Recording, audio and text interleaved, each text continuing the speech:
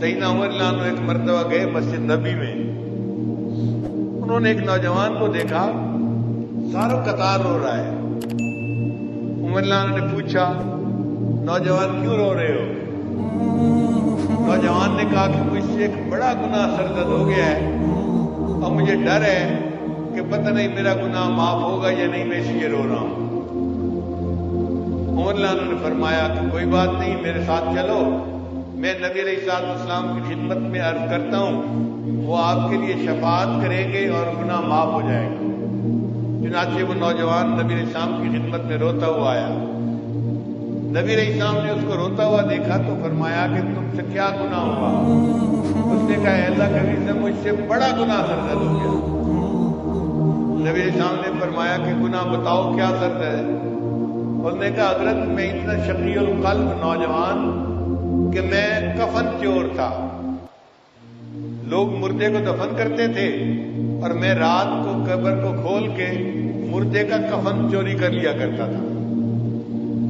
अंसार की एक नौजवान लड़की थी, मैंने उसका कफन उतारा, उसके जिस्म पे मेरी नजर पड़ी तो वो नौजवान खूबसूरत लड़की थी। मैं कफन लेके चल पड़ा तो शैतान मेरे ऊपर गालिब आ गया और उसने मुझे कहा, रात का वक्त है, कोई करीब तो है नहीं, तू इस लड़की से अपनी शावत को पूरा कर ले। मैं वापस लौट के आया और मैंने उस लड़की को कब्र से निकाला और मुर्दा लड़की के साथ मैंने बदकारी की।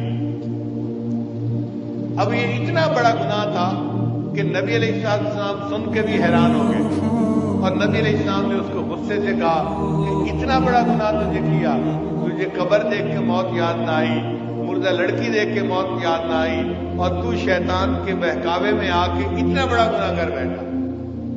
वो नौजवान समझ गया कि अल्लाह के नबी सल्लल्लाहु अलैहि वसल्लम जब मुझसे नाराज हो रहे हैं तो अब मेरी शफाअत का क्या बनेगा।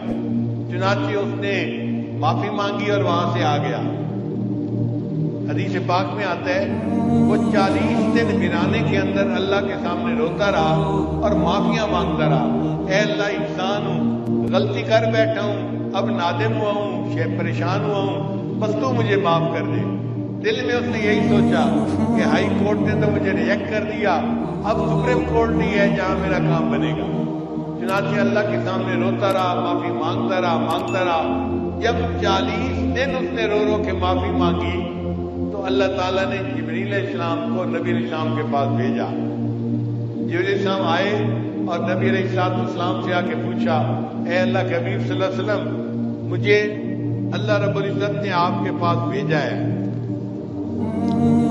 और अल्लाह ताला ने ये सवाल पूछा है, ऐ मेरे महबूब सल्लल्लाहु अलैहि वसल्लम, मखलूक को आपने पैदा किया या मैंने पैदा किया है?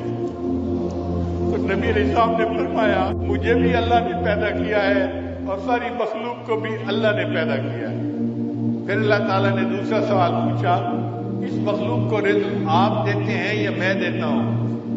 नबी अलैहिस्सलाम ने फरमाया, मुझे भी रिज़्क़ अल्लाह देता है और सारी मखलूक को भी रिज़्क़ अल्लाह देता है।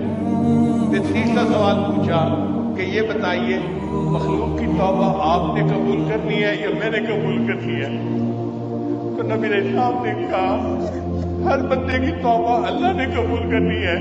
तो जिब्रील अलैहिस्सलाम ने बताया, अल्लाह ने मुझे भेजा है ये बताने के लिए कि मेरे महबूब सल्लल्लाहु अलैहि वसल्लम को बता दो, वो नौजवान 40 दिन मेरे सामने आजी करता रहा, रोता रहा और माफिया मांगता रहा, मैंने उस तौबा को कबूल फरमा लिया।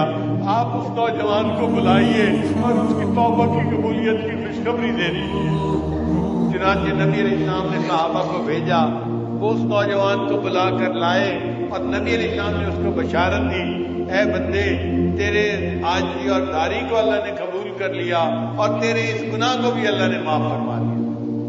जो परवरदिगार इतना करीम है तो हमें चाहिए कि हम अल्लाह ताला के यहाँ आज सच्ची तौबा करके अपने सब गुनाहों की माफी मांग लें और एक नई ईमानी इस्लामी कुरानी जिंदगी बसर करने का इरादा करें।